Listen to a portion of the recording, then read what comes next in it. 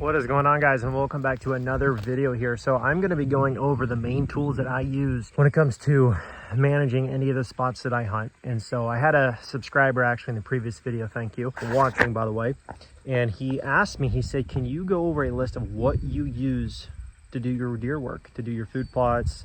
What are the main tools you use in your arsenal to do what you do with your property and your spots that you hunt? Whether it's for food plots, mock scrapes, whatever. So that's what I'm going to do right now. And I'm going to go over the basic things. And I'm going to show you a plot that I'm working on right here currently. Look at the view from this location. So this is a very small property. It's only 5 acres. And it's mostly just overgrown pasture, grass. And I do have a trail coming up the side of the tree line here. There's some old implements in the weeds here that you can't see, but that's why I had to go away from the tree line a little bit. And it comes up here to a nice flat spot on top with just a couple small options for trees to get a stand in, but there's no actual timber on this property here.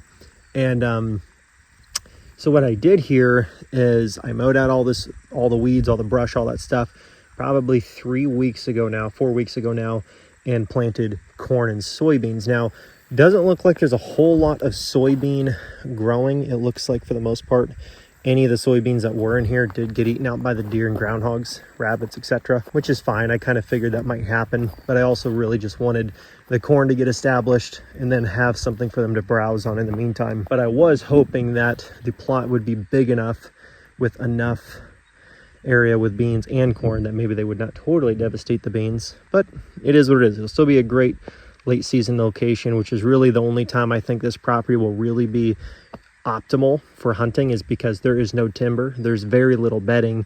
It's if they want to bed in the weeds and stuff, which they will do at times, but that's about it. So it's not really a property for holding deer. This is a property that's specific for just pulling in deer with a food source. So that's what we're doing here.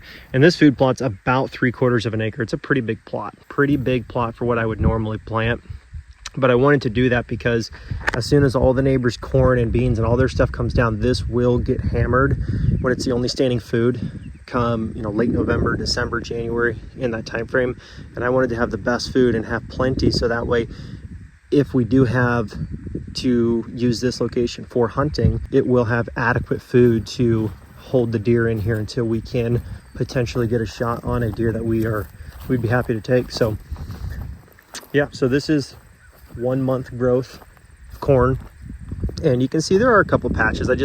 I till and broadcast and then till it back in again. So of course you can see it's not perfectly uniform, but it gets the job done and it does work. So there are a couple of bald spots where it didn't grow in nice, but that's fine. So what I'm gonna actually do today for this spot, and then we're gonna get into the tools that I use later. We're gonna spray this after we broadcast purple top turnips into here and radishes. We're gonna spread those turnips and radishes into here. And this corn was planted late on purpose. It should still mature because when I planted it, it was, I think, like July 1st, somewhere in there. Maybe, actually, it might have even been like the last week of June. And so the way that I look at it is it needs about 90 to 100 days to produce ears. And let's just say it was June 25th, somewhere in there. I planted this July 25th, August 25th, September 25th. And usually we get our first frost somewhere around October 10th, give or take. And so it'll probably be cutting it really close unless we get an early frost. But it was planted late specifically so that way it wouldn't be too mature for me to plant turnips in here. And that's going to be the goal, because now it's time to plant that. And we should have enough time for the turnips to mature with the corn about the exact same time now, because the turnips only need about 60 days, give or take, to mature. And the corn should only need about another 60 days, and then it should also be matured. And since there's tons of daylight still getting to the floor in here and getting below the corn, it should do great. So we're going to take this broadcaster with our tall tine tubers that we have, and no specific reason why I'm using Whitetail Institute today. It's just what I happen to have on hand from what I bought earlier this year. I'm going to broadcast it in here, and it says it's good for 1/2 acre. Spread that whole bag on here because it's big enough, and then just go over top of it with the ETV sprayer to spray out all the grass and weeds to get those killed, so that way they don't compete with the corn anymore now that it's all nice and well established. And then within probably a month, we're going to come back and check on this, and we should have 10-inch tall brassica growing in this alongside a bunch of corn that hopefully by that time will be closer to 4 or 5 feet tall. We will see. But once this corn gets to about this stage, and you can see where it's at right now, I mean, it's most of it's probably 16 to 18 inches tall. That's when it really starts to blow up quick. So we're going to get this broadcasted in, we're going to get it sprayed, and then we're going to go over the tools that we use. And the number one tool that we do use here, four-wheeler and the broadcaster. And some of these tools, once we get into the list, they're not mandatory, but they are definitely handy. Like, you do not need a Honda Rancher to freaking spray food plots. You could just use a freaking mower in some way, find a way to rig up a sprayer for the back of it on a little pull behind wagon. Or you could use your tractor that you have, and instead of having one of these sprayers that sits on the back, maybe have a small tractor, like a real small one, but you don't have an ATV, you don't need it. You can get these same sprayers with a pull behind, and if you really want to, you can swap out the little tiny wheels that come on the pull behinds with, like I said, a bike tires, for example, or something a little bit heavier duty than that, but to get it up high enough so that way you can drive over the corn and it's not going to totally flatten all of it when it's at this stage of growth. But there are ways to work around getting some of these tools, but for my video I'm going to just explain what I have and how I use it. But let's get this broadcasted, get it sprayed. Actually got a little mix of things. We got some of this. There's just a little bit left, so I figured why not use it up. I've also got this. And the reason for that is corn and brassicas, they can actually grow together pretty well, especially the purple top turnips. They can grow together pretty well. I've done it lots of times, and I've never had a stand of brassica that just did not grow good with corn. I didn't have a stand of corn that didn't grow good with turnips. It's always grown good together for me, and so I do it pretty much every year now because it creates my corn plot instead of being only corn, because there's not really all the best things in corn all the time for deer. They need something else too. This gives them some grain to feed in that grain plot. It'll feed some green as well. And you can do the same thing this time of year with throwing down a little bit of clover, mixing with your brassica, whatever. I mean, you can't seed it at the exact same rates. If you start mixing too much, you got to kind of cut it back a little bit. But the brassica is not going to hurt the corn, because brassica puts nitrogen into the ground, corn pulls nitrogen out of the ground, so they actually counter each other very well and they grow great together. And it actually, from my experience, has helped my corn produce better, and my brassicas produce better when they grow together. That's just for me. Maybe it's just the soils I'm planting in and I've gotten really lucky, but it's worked every time.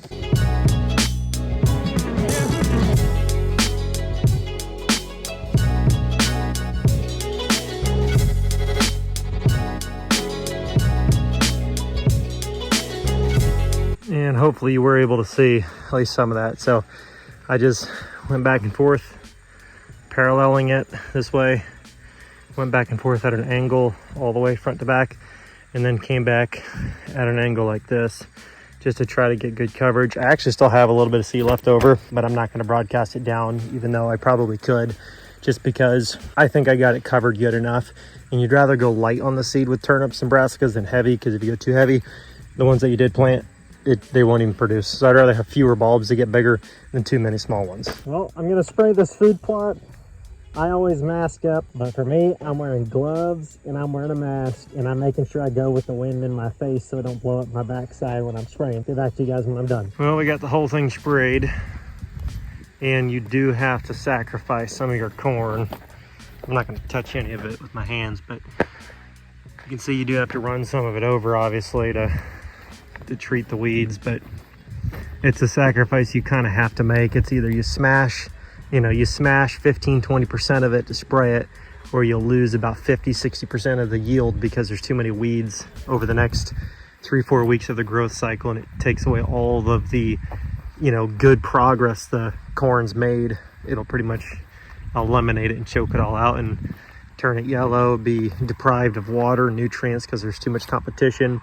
And then you pretty much did all your work for nothing. So you can spend the 20 bucks in chemicals. The actual amount it probably cost me out of that container for this is probably like 10 bucks worth. It's worth killing the weeds out of here. And I did broadcast down those turnips. Like I said, you're going to see some of this smashed over, but some of it, as long as it's still intact, like as long as I didn't totally snap it off, you'd be blown away at how much of this that I ran over, like this stuff. It will like slowly stand back up as it has a few days to go by. If it gets some good water, good rain and stuff, it will actually start to, some of it, not all of it, some of it they didn't like totally break off, like it just got, you know, rolled over a little bit, like this stuff. It will stand back up and keep growing. This Roundup Ready corn is pretty resilient stuff, so it can rebound from quite a bit of abuse. But I got it all sprayed, and it looks good. You can see the tire tracks where I did thoroughly go through and spray. I mean, every 6 feet you can see there's a set of tracks, and I did spray all this as well. And I don't know if you can see, but if you look close, there are turnip seeds. I'm not going to touch, but there are, like, you can see little turnip seeds all over in the sod and stuff. So the hopes are that as this grass and stuff here dies, it will die off, and then as it's dying, those brassicas are germinating, and it will hopefully take root. And over the 2, 3, 4 weeks that this stuff is dead and does not grow back, the brassicas will have time to fully take over and shade out the ground here. So we'll have a nice green carpet of turnips growing right through here, with a nice beautiful crop of corn that will also now have, if you look through here, it will have turnips. There's plenty of seed. It will have turnips growing up in this too. And the four-wheeler tracks will also help. It's not the reason I did it, but the four-wheeler tracks, when you broadcast and then you go over top and spray, it serves a couple of things. A, it's so that you don't have to walk through all the corn with the chemicals on it and get it all over your clothes, your pants, your shoelaces, or if you're wearing lace boots, and you got to touch it when you get home, you don't think about it. Not only that, you can avoid walking through the chemicals when you got to broadcast, but also the chemicals aren't going to hurt the seed. The chemicals only kill the plants that are actually already growing, that are not glyphosate tolerant. And the last thing I wanted to note is, although this is not the main purpose we did this in that order, the main thing is for safety, not having to walk through all the chemicals and all that other stuff. But the other thing to think about is those ATV tracks that are literally like every 6 feet, there's another set of tracks. Although this is not the main purpose of it, the ATV tires will help get not all the seed, but a good, I don't know, 30% of that seed that I just put out. The tracks ran it over and will help put it into the dirt. I mean, like you can see where the ATV tires went through right here, you can see all the seeds that I hit, and it did push it down into that soft seed bed. So it will help. Again, that's not the main purpose of it. It was mostly just to kill the weeds, but it is just a small added bonus if it could at all somehow help with some of the seeds getting better soil contact or not. So let's get into the list very briefly. It's a pretty short list actually. ATV 15-gallon sprayer, and then I also have a Coyote CS 2210, and it's a very small tractor, but it's big enough to run like my belly mower, the front loader, rear tiller. And this actually has a feature where you can actually run the belly mower and the tiller at the same time right here, which I actually love, because there's a lot of times that I can make one pass when I've already, let's say, killed off a plot with the sprayer. I can actually just go over to mow off the sod and then till it, so that way it doesn't, you know, clog up the tiller too bad. But these are the two pieces of machinery that I use for pretty much every food plot application. You don't need to have both. You could actually get like a 3-point attachment to be able to set that sprayer on, or get a pull behind, like I mentioned, if you just want to have one or the other. They do also make pull behind tillers for like ATVs. So let's say you only have an ATV and you don't have the funds or the ability to either rent one or go and buy one. Of course, you can rent like or buy pull behind rototillers, I think for anywhere from, you know, $800 to $2,800, anywhere in that range, to pull behind an ATV with the ball hitch style, and then just drop the tiller once you get where you're going and pull it behind the ATV. I personally have not used one, but I do know they're on the market, and it would help you to eliminate one of the pieces of equipment. The other thing is you can also get pull behind mowers for ATVs, because it's just more affordable to buy an ATV if that's what you got to work with, and it's kind of like your all-in-one tool for small food plots. I use both, and I use the tractor a ton. I just feel like it probably does a better job tilling than a pull behind tiller, but I've never tried one, so I don't know that for sure. Another thing I use all the time is this Black & Decker battery powered trimmer. Lots of different companies make them. I like it because it's lightweight, takes no fuel. I've had this one for 4 years now. I have not had a single problem. It's literally just push that down, pull the trigger, and I use it for trimming briars and branches on my way to stands for access, so I'm not getting snagged up with a bunch of stuff, or up in the tree trimming small limbs. This works absolutely awesome. It's super lightweight, only weighs, I don't know, probably 2 or 3 pounds, 4 pounds, not much. Super useful, use it all the time, and it's never disappointed. And then of course my shoulder seeder. This is an Earthway, love it, use it all the time, kind of a must-have. Another tool that I use all the time is this small steel 193T chainsaw. Hinge cutting, dropping trees out of food plots, limbing while up in a tree stand. This thing has been awesome. Used it for several years. I actually bought this specifically just for deer management stuff and property management, and it's been absolutely awesome. No problems, no complaints with it, and I use it literally every season, several times. Another tool I use all the time, this is a cheap little $10 Dollar General rake. It's a gravel rake, but I use it for stuff like this. You see how there's a branch here. If I was trying to create a mock scrape, I might take this rake and I might rough up the ground underneath of wherever I'm trying to make a mock scrape locations. And although you can use your boot, you can just scrape the ground and stuff like that when it's just like leafy vegetation on the ground, in terms of literally dry leaves dropped on the forest floor and stuff like that. There are applications where you just need something for a little bit harder ground to rough it up.